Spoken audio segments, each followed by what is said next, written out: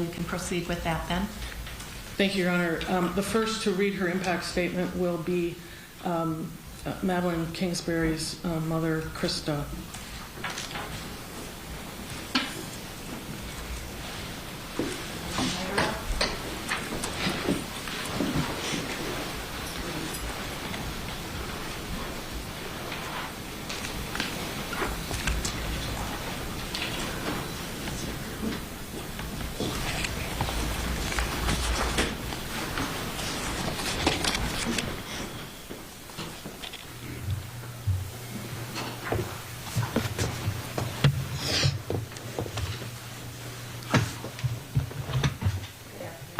Good afternoon. Will you please state your name for the record? Krista Hultgren. Ms. Hultgren, whenever you're ready, go ahead. Thank you, Your Honor.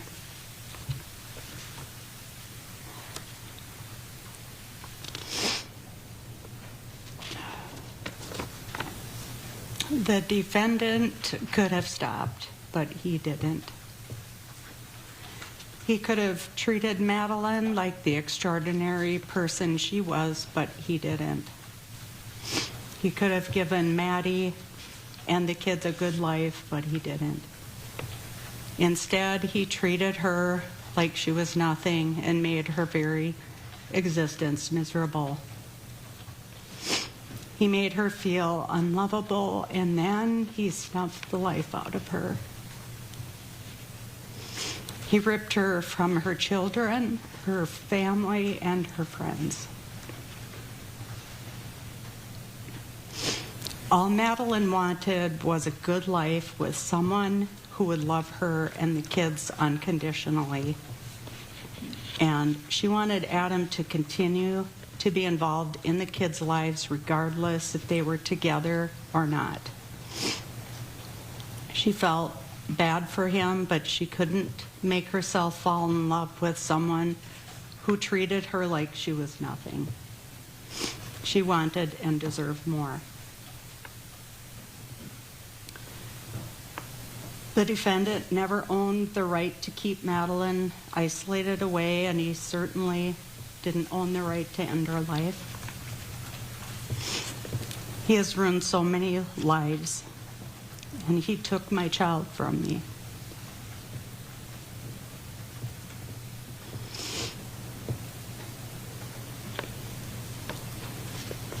I don't understand why he thought killing her was the only option.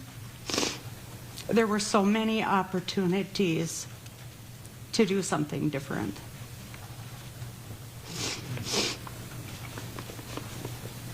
The only thing Madeline's children will know about him when they're old enough to understand is what kind of a deplorable human being he turned out to be.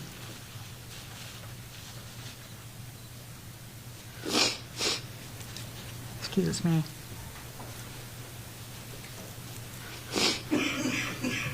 Madeline posted a picture on March 26th, 2023, of her daughter enjoying birthday cake on her 5th birthday. We were all there. How sickening that just days later, Madeline was gone. And Noah had only recently weaned from nursing and was barely 2 years old.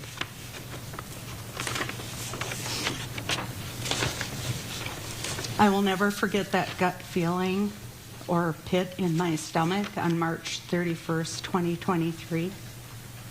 I knew something was terribly wrong when I hadn't heard from Madeline all day. Little did I know that this was only the beginning of the end. I have been unable to work for much of the past 19 months due to mental and physical health issues caused by the defendant's action. I see how the defendant's action has rained catastrophic grief on Madeline's other mom, Kathy, and her father, David, and yet they have persevered and continued to provide a loving home for Madeline's children. Madeline's siblings, Megan, Stephen, and Holly have had to deal with insurmountable sadness, yet continue to carry on with strength and resilience. The defendant's sentence is far from satisfying. It does not bring me joy. It does not ease my pain and suffering. However, a life sentence is just. He will need to live without his children, his family, his friends, his conveniences.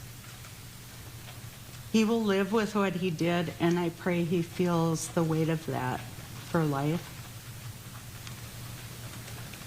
I continue to live my worst nightmare over and over again. There is no peace, no reassurance, no happy ending. Instead, Madeline's kids will grow up without their mommy, and we go on as best as possible without our daughter, sister, friend, and aunt. The wake he has left is far-reaching and hardly slows to a ripple. It will never be still. I will never understand why Adam took Madeline's life. There can never be an answer to satisfy that question.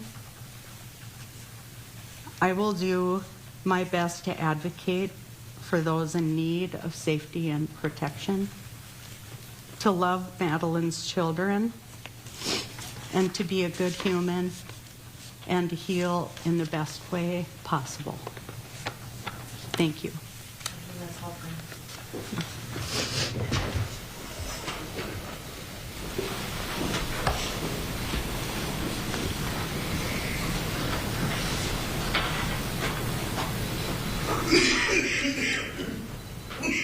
Ms. Sonneman.